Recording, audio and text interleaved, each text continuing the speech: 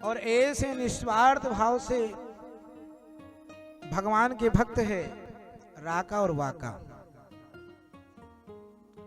दोनों पति पत्नी भगवान के अकिंचन भक्त हैं। और ऐसे भक्त हैं जो दिन रात 24 घंटे केवल और केवल भगवान का स्मरण करते हैं और लकड़ियां बीनते हैं, जंगलों में लकड़ी बीन कर उसे बेचते हैं और जो धन आता है उससे अपने परिवार को चलाते हैं, राका वाका।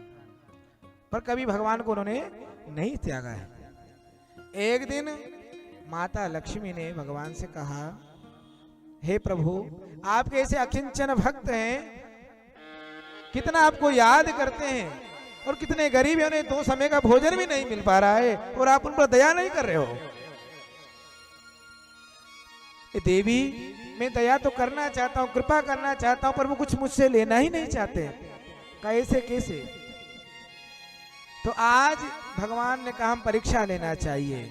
आज लक्ष्मी नारायण भगवान दोनों पहुंचे हैं। जिस मार्ग से राका वाका जा रहे थे उसी मार्ग पर भगवान ने बहुत सोने चांदी के मोहरे डाल दिए, हीरे जवाहरात छोड़ दिए और भगवान पेड़ में छिपकर खड़े हो गए। जिस मार्ग से राका वाका आ रहे थे और जैसे राका ने जब देखा है कि यहाँ तो सोने चांदी पड़े हुए हैं, अरे राम राम, ये तो माया है, इसका हाथ नहीं लगाना है, अरे इसको छोड़कर तो हम भगवान का भजन करने लगे हैं। अब तो राका ने सोचा कहीं मेरी पत्नी को माया न सता दे, स्वार्थ ना हो जाए। तो आज सोने की जो मोहरे थी, रत्न हीरे जवाहरात थे, आज उस पर मिट्टी डालने लगे हैं, मिट्टी से उसे ढकने लगे हैं। उनकी पत्नी वाका ने कहा, अरे स्वामी जी, आप मिट्टी पर मिट्टी क्यों डाल रहे हो? कहा, देवी मिट्टी, अरे मैं तो इसे एक को सोना समझता हूं, दूसरे को मिट्टी, और तुम सोने को भी मिट्टी समझ रही हो। धन्य तुम्हारे भाव। अरे ऐसे धन को हम क्या करें जो हमारे काम का नहीं है? हमारा धन तो है राम नाम रूपी धन है। और उस सोने के हीरे जवाहरात को उलांग करके चल गए, पर उसको स्पर्श तक नहीं किया है। ऐसे अकिंचन भक्त हुए भगवान के। देखो लक्ष्मी जी, मैं कृपा करना चाहता, मैं देना चाहता हूं, पर मेरे भक्त लेना ही नहीं चाह रहे हैं। अब भगवान ने सोचा कि कुछ इनकी सहायता करें। तो जंगलों में आज लक्ष्मी नारायण भगवान दोनों लकड़ियां बीन रहे हैं। देखो भगवान भी कृपा करने वाले हैं। लकड़ी बीन कर एकत्र कर दिया। विचार आया कि मेरा भक्त आ रहा, उससे परिश्रम नहीं करना पड़ेगा, और 2 मौली बांध कर कंप्लीट करके रख दी। छुप कर खड़े हो गए। राका वाका आए हैं, चारों ओर लकड़ी देखी तो लकड़ी दिखाई नहीं दे रही है। दृष्टि पड़ी, 2 मौली लकड़ी पड़ी हुई है, पर ऐसा लगता है कि इस लकड़ी को किसी व्यक्ति ने एकत्र करके रखा है, कोई वाहन लेने आया है, उसे ले जाएगा। हमें दूसरे की लकड़ी को हाथ नहीं लगाना है। चारों लकड़ी दिखाई नहीं दी तो आज राका वाका कहने लगे, आज ऐसा लगता है कि भगवान की कृपा है कि आज हमें एकादशी का व्रत ही करना पड़ेगा, क्योंकि लकड़ी होगी नहीं। लकड़ी जब हमारे पास नहीं होगी हम बेचेंगे कैसे, और जब बेचेंगे नहीं तो पैसे कैसे आएगा, पैसा नहीं आएगा तो धन कैसे, आटा सामान कैसे आएगा। पर जो हो, पर हम इस लकड़ी के हाथ नहीं लगाएंगे, ना जाने किसकी लकड़ी है। और राका वाका उस लकड़ी को छोड़कर घर पर आ गए, पर उन्होंने दूसरे के लकड़ी को हाथ नहीं लगाया, दूसरे के धन को हाथ नहीं लगाया। लक्ष्मी जी से नारायण के लिए, देख लो लक्ष्मी, ऐसे अकिंचन भक्त में देना चाहता हूं, मैं सेवा करना चाहता हूं, पर मुझसे कुछ लेना नहीं चाहते। ऐसे भक्त हुए राका वाका, जिन्होंने केवल और केवल निष्काम प्रेम रूप से भगवान की सेवा करी है और भगवान से कुछ मांगा नहीं है। इसलिए जीवन में कभी भी भगवान से कुछ मांगिए नहीं, और मांगो तो केवल परमात्मा आपकी भक्ति मिले, आपका स्नेह मिले, आपका प्रेम मिले, आपकी कृपा दृष्टि हमें मिले। बोले गोपाल कृष्ण भगवान की जय।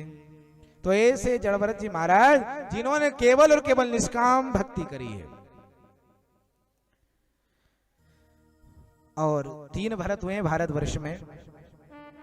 जड़भरत जी महाराज कर्मयोगी हुए हैं, शकुंतला भरत हुए धर्म योगी, और राम भरत हुए भक्त योगी। ऐसे 3 भरत भारतवर्ष में हुए हैं।